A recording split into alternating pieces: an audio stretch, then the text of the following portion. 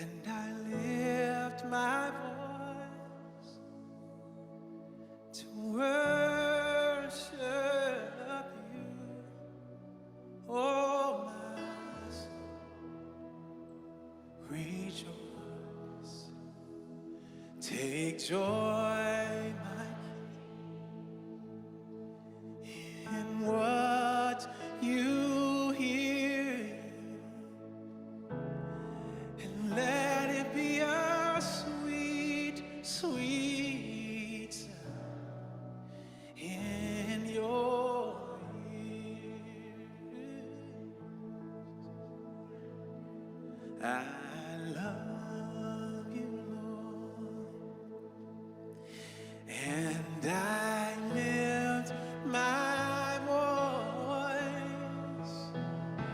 to worship you, oh my soul, rejoice,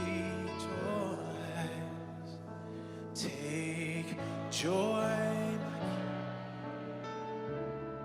in what you hear, and let it be a sweet, sweet, let it be a,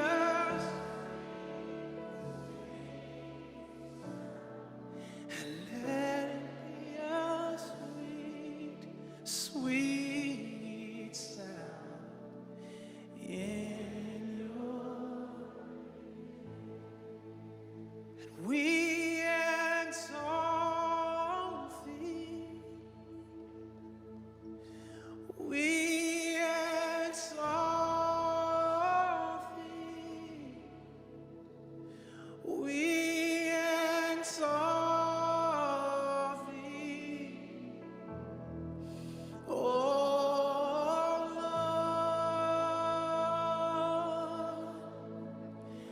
Lord, we exalt,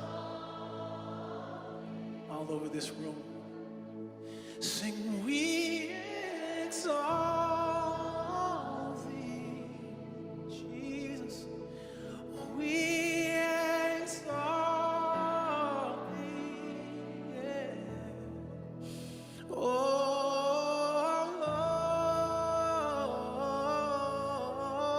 Lord, we with all of my heart I exalt you, we exalt,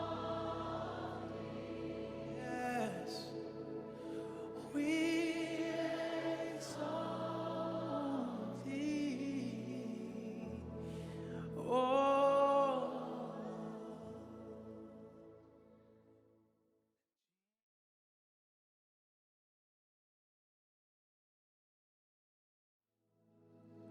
I love you, Lord, and I lift my voice to worship you, oh my soul, rejoice, take joy, my King, in what you hear, and let it be a sweet, sweet sound in your ears.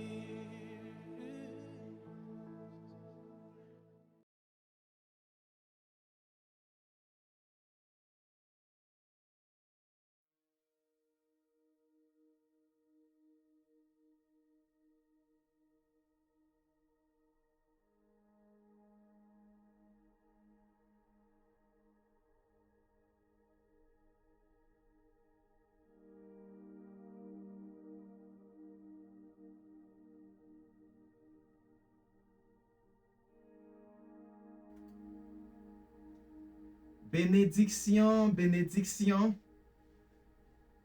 C'est mon mot de salutation à vous.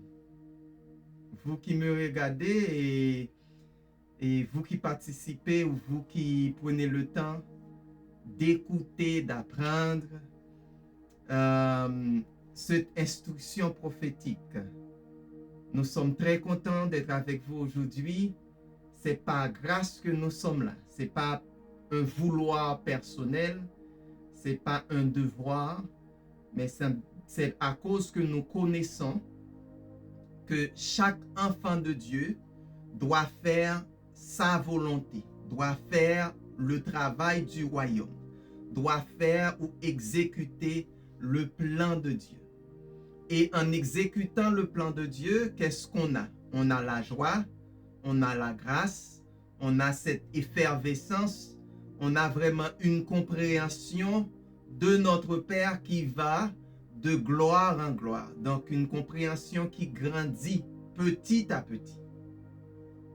Donc nous remercions le Seigneur pour ce temps béni et nous demandons à ce que Dieu ouvre votre entendement pour que vous puissiez comprendre ce que nous allons partager avec vous en ce moment et pour que aussi vous puissiez comprendre et entendre la parole de Dieu.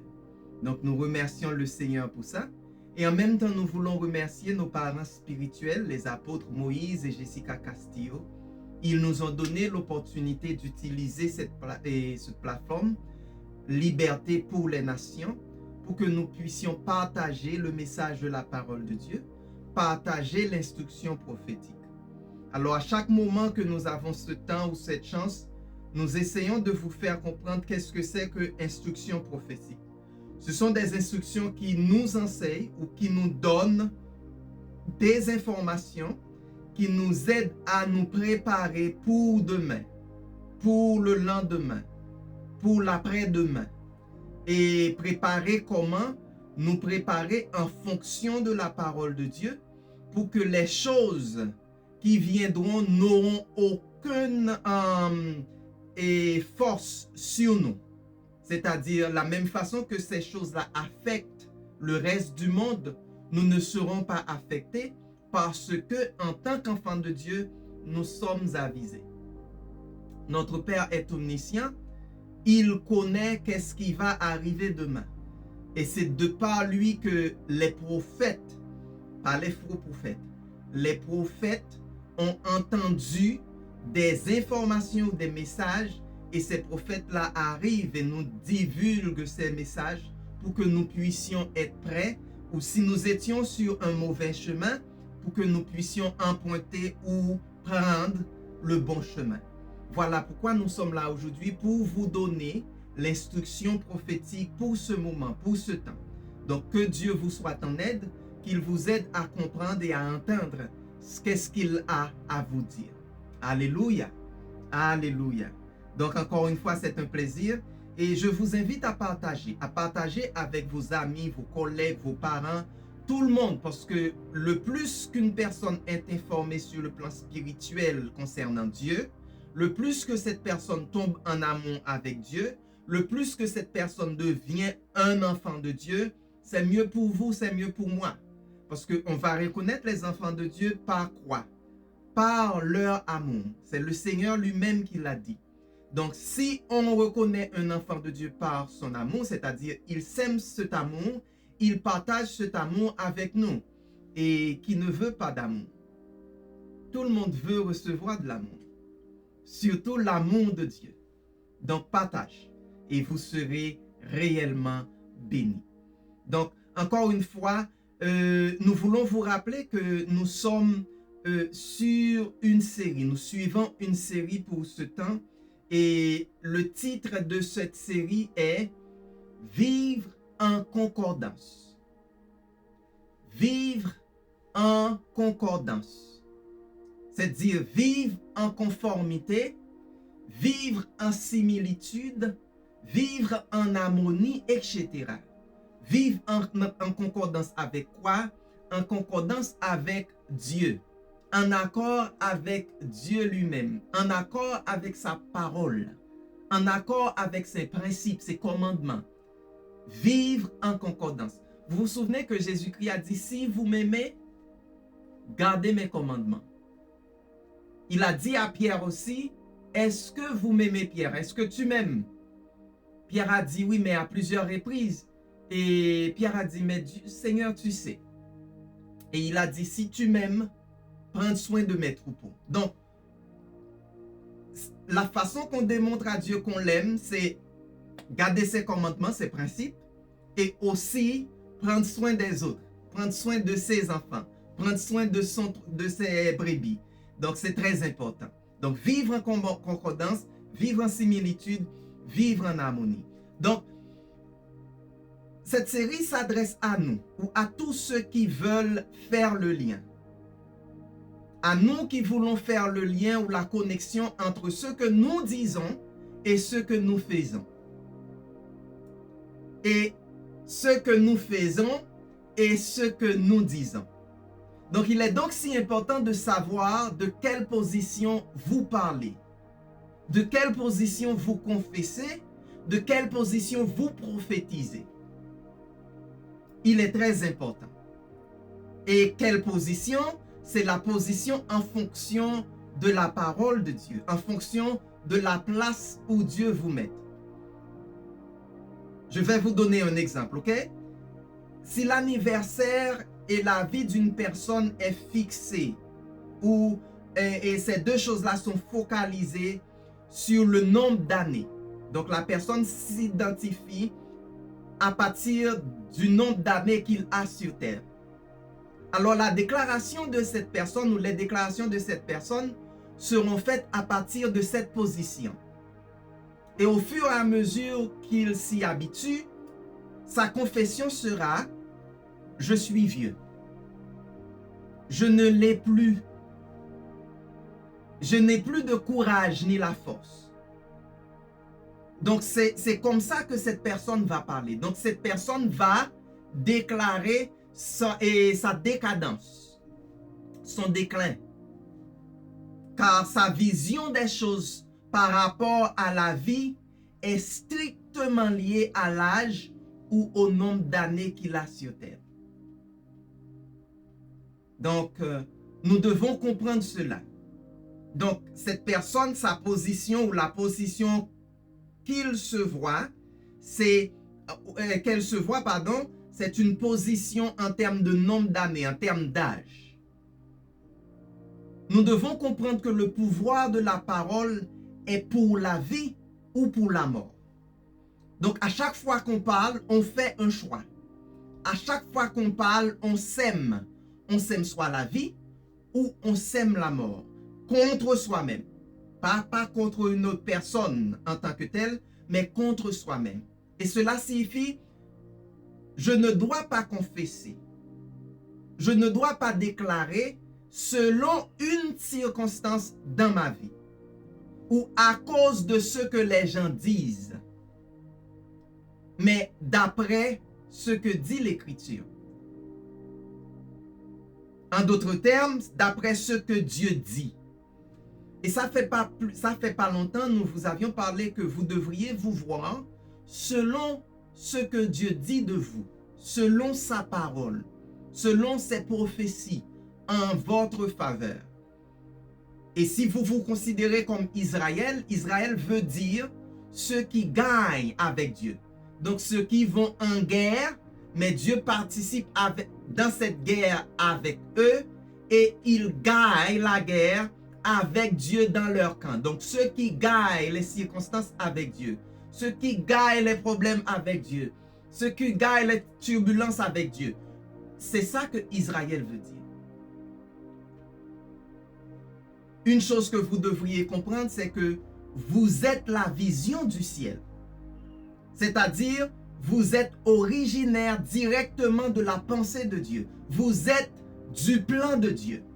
Et vous avez été placé sur terre. Donc, vous êtes de Dieu, mais Dieu vous a placé sur terre. Donc, vous devez donc célébrer ce que Dieu dit. Ce qu'il dit de vous. Et ceci, ce n'est pas pour un instant, mais à tout moment et en tout temps. Donc, vous devez célébrer et confesser tout le temps ce que Dieu dit de vous. Pas ce que le monde dit. Pas ce que le monde dit.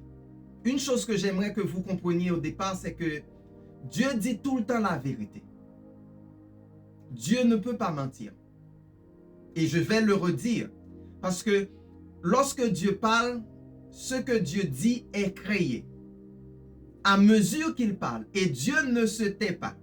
Il est un Dieu qui parle. Il est un Dieu qui communique. Il est un Dieu qui parle en tout le temps. Donc, dans notre vie, quand Dieu parle, bien que peut-être on ne voit pas la chose, mais dès qu'il parle, cette chose est créée. Tandis que l'homme qui est attaché à Babylone, qui est attaché à l'adversaire, quand il parle, il ment. Pourquoi? À mesure que l'adversaire dit quelque chose, automatiquement cette chose meurt. Automatiquement cette chose reçoit l'héritage de la mort. Voilà pourquoi que le diable est menteur et père du mensonge, et à tous les fois qu'il prononce quelque chose, vous devez savoir, vous devez comprendre qu'il ment. Parce que cette chose automatiquement meurt. Cette chose ne peut pas exister, ne peut pas résister, parce que cette chose est attachée au diable. Et dès que le diable enfante cette chose, une seule chose, et cette chose va hériter automatiquement la mort. Donc notre Père, lui, il donne la vie. Donc il crée l'existence. Quand il parle, c'est la vérité. C'est la vérité. Donc selon l'Écriture, ou selon les Écritures, nous sommes les enfants d'un roi. Alors, il faut déclarer, il faut confesser de cette position. Quelle position? En tant que prince, en tant que princesse, en tant que roi. Donc, dans ma position, ou de ma position, vient ma confession. De la place où Dieu m'a mis, vient ma confession. Je vais dire ce que Dieu dit de moi. Pas ce que peut-être mon papa a dit de moi, pas ce que ma maman a dit de moi, pas ce que le voisin, pas ce que la société dit de moi. Mais je vais dire de moi-même ce que Dieu dit de moi, ce que Dieu prononce envers moi. J'aimerais partager quelque chose avec vous, parce que nous allons dire, nous allons répéter ça au fur et à mesure que nous rentrons dans cette instruction. C'est le mot confession. Le mot confession vient du mot grec, ou si nous pouvons voir ça dans le grec, c'est homologia. C'est le même mot c'est le même mot par rapport à homologio, qui veut dire profession. Et de façon subjective, c'est celui que nous déclarons nôtre. C'est-à-dire quelque chose que j'appelle mien. En termes de caractère, par exemple. Je suis telle personne. Je me déclare en tant que telle personne. OK? Ou de manière objective, nous voyons profession. Et profession, c'est confession. Donc, quand je dis, par exemple, je suis un médecin, je dis que je professe la médecine, mais c'est ma confession.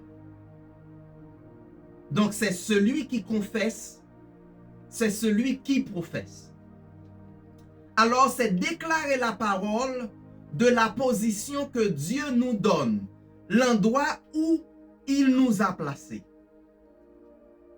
Pour que nous puissions libérer la parole de la position où Dieu nous a placés, cette position doit être une position de roi et de prêtre. Une position sacerdotale. Dieu, lui, il se connaît comme roi des rois, seigneur des seigneurs. Mais là, vous allez dire, qui sont les autres rois? Dieu est le roi de quel roi? De qui? De qui exactement? Dieu nous voit en tant que ses enfants, et j'ai compris que, alors, j'ai entendu des témoignages qui me font comprendre que le diable a 75% du monde. Dieu a 25% du monde. Et vous vous souvenez que lorsque le diable parlait à notre Seigneur, Sauveur, notre Dieu Jésus-Christ, il a fait comprendre à Dieu lui-même que, regardez, ok, tous les royaumes sont à moi. Dans leur splendeur, de la façon que vous les voyez, tous ces royaumes-là sont à moi. Vous n'aurez qu'à fléchir les genoux devant moi, adore-moi et je vous les donne. C'est ça que le diable voulait de notre Seigneur. Et vous connaissez très bien la réponse. Donc le diable a 75%. Donc les rois ou les reines ou quel que soit le type de gouvernement que vous voyez sur terre, il y a une extraordinairement chance que ce système de gouvernement appartient au diable. Donc Dieu parle des rois, il nous connaît, il nous voit en tant que ses enfants comme des rois. Donc lorsqu'il parle de rois, c'est de vous et moi. Donc nous sommes dans une position en tant que roi, en tant que prêtre. Et c'est ça que Dieu veut de nous. C'est ça qu'il demande de nous. C'est de la manière qu'il nous voit. Et c'est de la manière même qu'il nous traite. Dieu nous traite avec respect, avec amour. Il nous traite avec toutes sortes de grâce. C'est comme ça que Dieu nous voit. Et si nous parlons de roi, de prêtre, il y a quelques questions que nous devons nous poser. Une de ces questions, c'est comment un roi devrait-il parler? Que confesse un roi? Donc, si je veux prendre cet exemple qui est vraiment biaisé, qui n'est pas vraiment la bonne et le bon exemple, et j'aimerais que vous le sachiez, est-ce que vous allez entendre un roi parler ainsi? Par exemple, si le roi dit, alors si j'ai le privilège, si cela m'arrive, peut-être cette année, je pourrais faire quelque chose. Ou est-ce que vous allez entendre un roi dire, ok, si par hasard je rencontre cette personne, je lui demanderai de me faire faveur. Je lui demanderai service. Bien sûr, un roi ne parle pas comme ça. Comment un prêtre parle? Est-ce qu'un prêtre va dire, eh bien, si Dieu me pardonne, je serai enfin libre. Si Dieu me donne sa grâce, je serai enfin libre. Je serai content. Ou est-ce qu'il va dire, oh, je vais essayer d'offrir cette offrande au nom de la congrégation. Alors si la congrégation accepte, si la congrégation approuve. Non. Non. Ils ne vont pas parler comme ça. Comment un roi parle vraiment? En croyant que tout ce qu'il dit est fait. Tout ce qu'il prononce est déjà fait. Un roi parle par décret. Il commande ce qu'il veut. Il y a des gens qui sont assis autour de lui ou près de lui. À mesure qu'il parle, la personne prend ça en note et ça doit être promulgué, ça doit être considéré comme loi. C'est comme ça un roi parle. Prenons par exemple la manière dont le père du fils prodigue a parlé à ses serviteurs. Il n'a pas demandé de vérifier s'il y avait quelque chose pour son fils. Non. Il a dit d'apporter les robes, la bague, les chaussures et d'habiller son fils. Il a parlé d'une façon directe, claire, il passe des ordres. Apporte les robes, la bague et les chaussures et habille le fils. Ok? Amenez le veau gras et tue-le. Faisons la fête. Célébrons. C'est comme ça qu'il a parlé. Il n'a pas dit d'aller acheter. Il y avait tout. Donc, il se mettait dans une position de roi. Ok? Il n'a pas besoin vraiment de consulter pour dire est-ce que vous êtes d'accord? Il passe des ordres. Comment parlons-nous à Dieu? Déjà là, si vous comprenez comment un roi parle, comment est-ce que vous parlez à Dieu? est-ce que vous vous mettiez dans une position de culpabilité, de misère? Vous êtes lié, attaché, extrêmement gêné. Vous dites, Seigneur, si tu peux, si tu veux. Mais le Seigneur vous dit, oui, je veux. Oui, je peux. De la même manière que notre Seigneur, le Seigneur a parlé à ce monsieur qui était un lépreux. Donc, le monsieur lui a dit, si tu veux, tu peux me guérir. Si tu peux. Et le Seigneur lui a dit que oui, je veux, avec amour, avec tendresse. Il a touché le lépreux pour dire oui, je veux. Oui, je peux. Et la parole nous fait comprendre à l'instant même, le lépreux qui avait un corps qui pourrissait, un corps qui était en putréfaction, un corps qui était mort vivant, il était guéri à l'instant même. Donc, moi j'ai compris, lorsqu'on demande quelque chose à Dieu, par exemple, je donne cet exemple le plus souvent, si je demande un four par exemple, Dieu lui, dès que je demande le four, il voit une cuisine, il voit même une maison, il voit la famille, il voit tous ceux qui seront autour de la table pour déguster les mets qui sortiront de ce four. Il va planifier pour vous et moi de la sorte. Mais est-ce que nous sommes conscients? Il dit, bien sûr, je peux et je veux.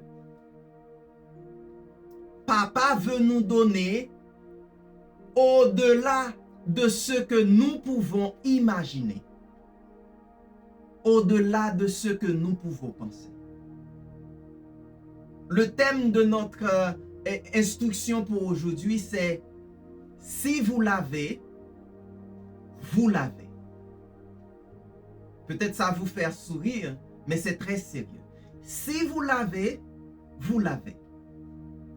Donc, arrêtons de mettre plus de choses sur notre conscience, sur notre esprit.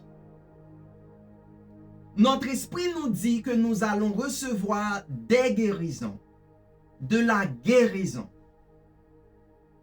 Votre position dit, à celui qui croit, tout est possible. Mais si vous déclarez comme le monde, si vous confessez comme Babylone, je viens de vous dire que ce que le monde dit, puisque le monde est attaché au diable, puisque le monde est appartenu au diable, le monde a une seule prononciation, a une seule parole, a une seule condition, et cette condition est un équivoque, est similaire, est en coordination avec l'héritage du diable qui est la mort. Donc lorsque vous prononcez ce que le monde prononce, sans comprendre, vous prononcez la mort sur vous-même. C'est pourquoi vous ne recevez pas ce que vous demandez. C'est la raison pour laquelle vous n'obtenez pas ce que vous demandez. Je vais vous demander de faire quelque chose. Veuillez s'il vous plaît comprendre les deux déclarations que je vais vous donner maintenant. Et c'est très important, très important. Déclaration numéro 1. Mettez-vous au défi de croire. Renforcez l'impossible.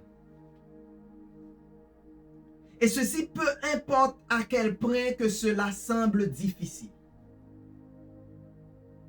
Mettez pour vous-même comme défi de croire. C'est-à-dire, malgré vents et marées, vous allez croire. C'est un devoir crucial de faire confiance à ce que papa dit. De faire confiance à ce que papa dit en Jésus-Christ. De la position où papa vous a mis. Tantôt, je vous ai dit que papa ne peut pas mentir. Il ne peut pas mentir. Et j'ai une question pour vous. Qu'est-ce qui est plus facile? Dire ou faire? Lequel de ces deux? Faire est difficile. Cela prendra du temps. Mais plutôt, vous et moi, nous devons déclarer que Jésus est notre pourvoyeur. Jésus est mon guérisseur. Et que le Seigneur fait des miracles. Une chose que j'ai pu constater, moi, j'ai toujours envie de voir papa d'une façon originale. C'est-à-dire pas après que l'homme a péché, mais son plan avant que l'homme pêche. Parce que c'est vraiment le plan de papa. C'est vraiment ça, notre Père Céleste. Papa a commencé, il a travaillé de par ce que la Bible nous a dit.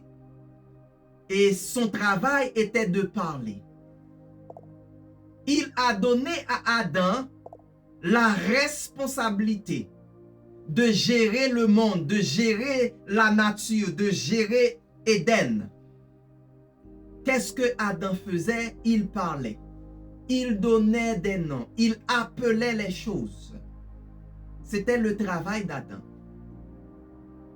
Rien nous a dit que Adam était un jardinier. Adam était... Non, Adam travaillait avec les paroles qu'il disait. Maintenant, quand je suis arrivé à Jésus-Christ lui-même, Dieu qui s'est fait chair, j'ai pu comprendre que oui, on nous a dit que Jésus-Christ, alors son beau-père, Joseph, était un charpentier. Et il a appris ce métier aussi. Mais la Bible ne nous a pas raconté si Jésus a travaillé en tant que charpentier. Mais nous pouvons constater que le travail que Jésus-Christ a fait en tant que tel, il parlait, il enseignait, il prononçait, il appelait, tout ce qu'il a fait pour nous, c'était par la parole, par ce qu'il a dit. Et jusqu'à présent, nous nous réjouissons de la bénédiction, toutes les bénédictions qui venaient de ce que notre Père Céleste, Jésus, nous a laissé comme héritage à travers sa parole. Donc, si vous êtes de Dieu, si nous sommes de Dieu, qu'est-ce que nous allons faire? Nous allons confesser. Nous allons faire ce que notre Père fait. Nous allons parler comme il a parlé. Et c'est ça qui va garantir que la guérison, les miracles, la provision, toutes ces choses fassent partie de notre vie parce que nous performons, nous agissons, nous exécutons les choses de la même manière que notre Père. Deuxième chose que j'aimerais que vous portez attention et que vous retenez, c'est que la confession détruit les conditions. La confession détruit les conditions. La confession détruit les protocoles. La confession détruit les limites. La confession détruit les murailles, les obstacles. Lorsque je déclare sur moi-même ce que Dieu dit de moi-même, ce que Dieu a parlé en ma faveur, ce que Dieu dit pour moi, mon héritage, ça détruit toute condition qui travaille contre ma position. Ça détruit toutes sortes de protocoles qui vont contre ma position.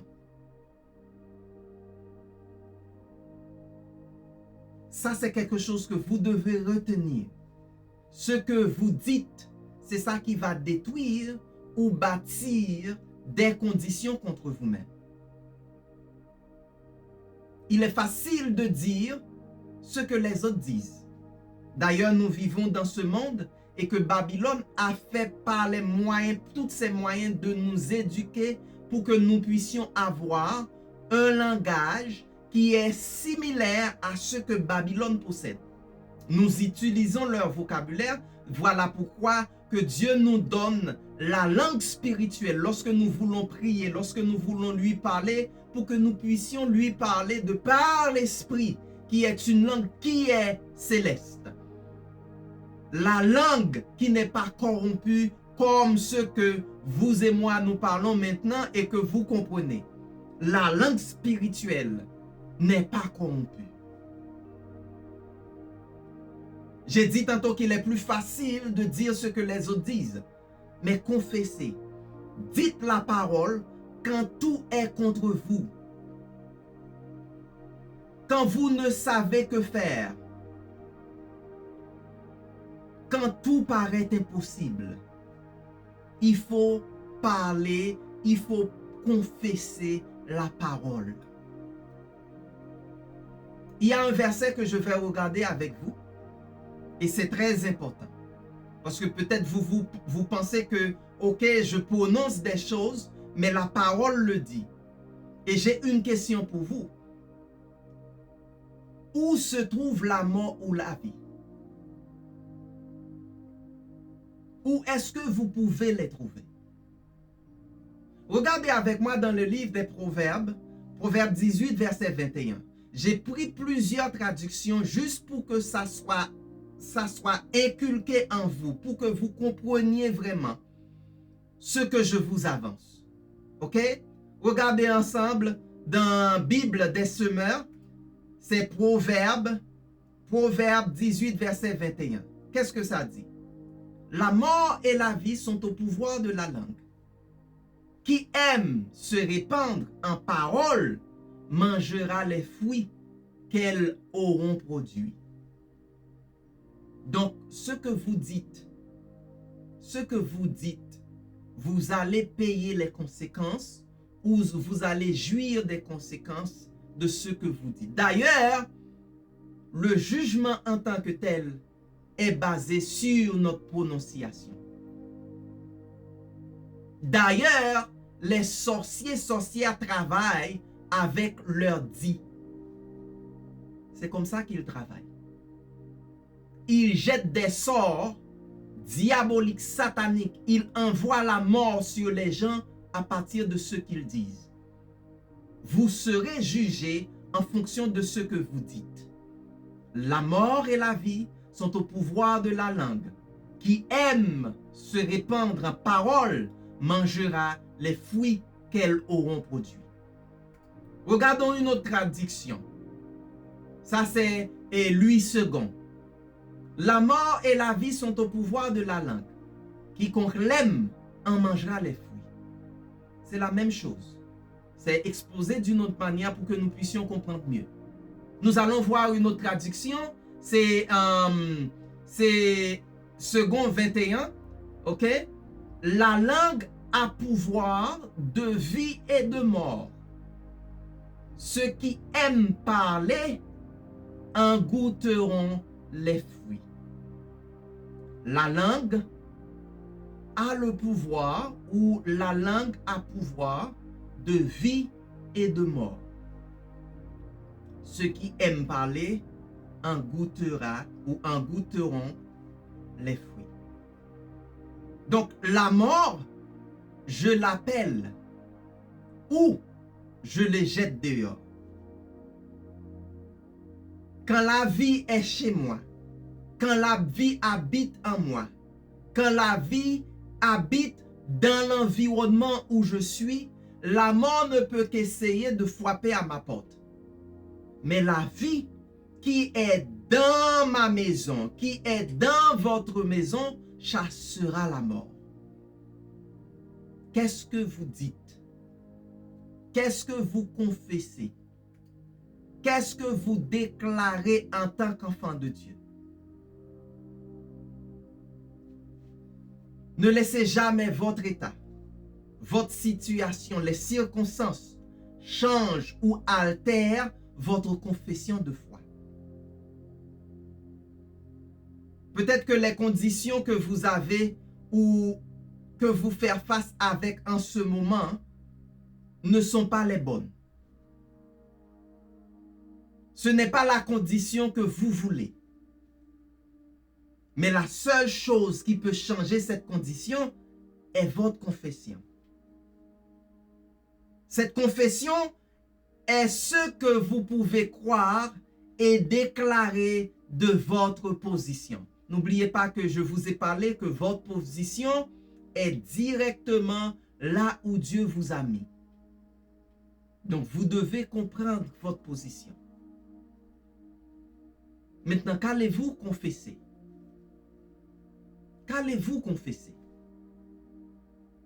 Ce que le Seigneur vous a déjà dit. Dieu vous a dit que tu es mon fils. Tu es mon serviteur. Je suis ta sécurité. Je suis ton Dieu. C'est ce que Dieu déclare à ses enfants. Ce que vous ne voyez pas, c'est ce que vous allez confesser. Vous n'êtes pas dépendant de la condition que vous avez aujourd'hui. Vous dépendez du roi des rois, du Seigneur des seigneurs. Si vous vous souvenez bien, vous connaissez la situation quand Jésus était dans le bateau avec ses disciples. Et à maintes reprises, la façon que Jésus reprochait ses disciples, c'est en fonction de ce que les disciples disent ou de ce que les disciples ne disent pas. Dans la Bible, ce n'était pas une question d'action, c'était qu'est-ce que vous dites? Qu'est-ce que vous ne dites pas? D'ailleurs, le peuple d'Israël a connu la mort à cause de la façon qu'il disait les choses.